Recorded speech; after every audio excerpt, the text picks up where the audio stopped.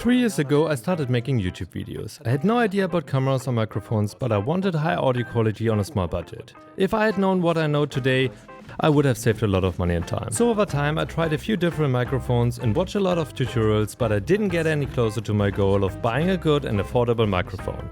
The popular Sennheiser MKH416, for example, cost $1,000. What the fuck? Then I came across a channel of a relatively unknown American sounds engineer. Now I've learned that first, it depends on the room, and second, I can't avoid an audio interface. The echo in the room is caused by sound waves that are reflected by the walls, ceiling and floor. So I built sounds absorber from Basotec G+, and hang them up on the walls and ceiling. Carpets on the floor and shelves on the wall also help. For the microphone, I choose the Audio-Technica 8875R, which is almost as good as a 416, but only costs a tenth of the price. However, these microphones cannot be plugged into the computer or camera because of these special cables. That's why you need an audio interface. It also provides a 48 voltage for the thing to work at all and allows a volume to be turned up without noise. Okay, at some point there is noise. But it doesn't matter because condenser microphones are super sensitive, which is sometimes the problem because they simply pick up every detail.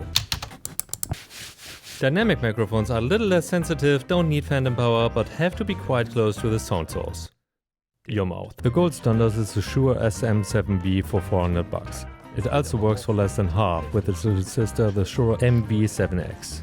Sometimes the amplifier has to be tickled so hard that it hisses. Of course there's some disadvantage. A fathead, which is effectively an amplifier in the cable, helps to counteract. It also makes the dynamic microphone run smoother. With this setup, you have two professional microphones for under $500 and you can hit the ground running.